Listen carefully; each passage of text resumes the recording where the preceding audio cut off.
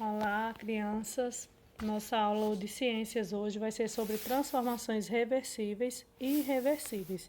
Esse conteúdo encontra-se lá no livro de vocês de ciências, esse texto, na página 88.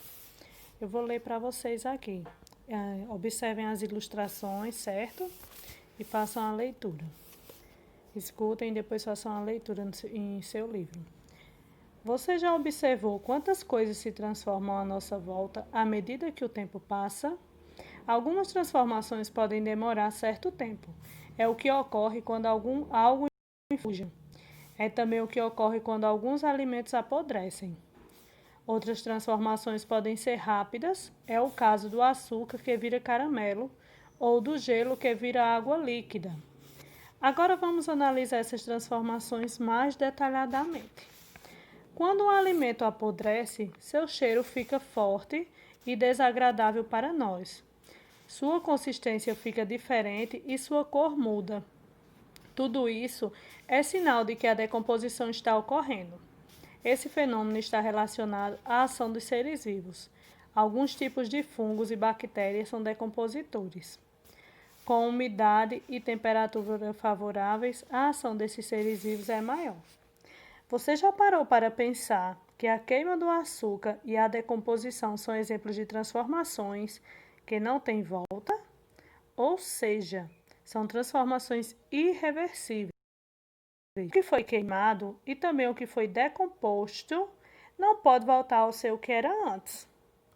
Já o derretimento do gelo, temos a ilustração de cubos de gelo aqui. Já o derretimento do gelo é uma transformação reversível. Se colocarmos a água líquida no congelador, podemos obter gelo novamente. O mundo em que vivemos está repleto de transformações. Preste atenção à sua volta. Identifique transformações que ocorrem e reflita quais delas são reversíveis e quais são irreversíveis. Certo? Continuando. O que são mudanças reversíveis e irreversíveis? Nós ouvimos alguns exemplos aqui e podemos observar que foram citados o exemplo do açúcar quando ele é queimado para fazer o caramelo, para colocar no pudim, né, que sua mãe faz em casa. Então, essa transformação, o açúcar ele pode voltar ao estado que ele era antes? Não, né? Então, isso é uma transformação irreversível, não tem como voltar a ser o que era antes, o açúcar.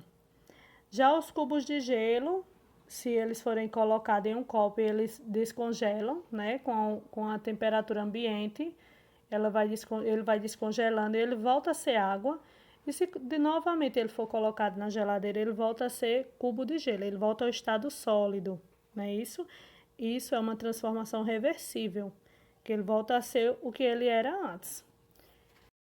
Para a gente continuar esse conteúdo, nós vamos fazer uma observação em dois alimentos que fazem parte dois produtos que fazem parte da nossa alimentação. Mas antes, eu vou ler para vocês esse textinho aqui, que ele é bem interessante. Nós vemos aqui a ilustração de ovos cozidos e tem uma menininha abaixo. E o texto diz assim: a mãe de Paulinha estava preparando o almoço. Ela queria preparar algo diferente no cardápio. Ao quebrar os ovos para preparar a nova receita, achou interessante todas as características desse alimento. A gema e a clara eram bem molinhas e viscosas. Depois de um tempo na panela, percebeu que ele não tinha mais as mesmas características de antes. O que ocasionou essa mudança? Perguntou Paulinha.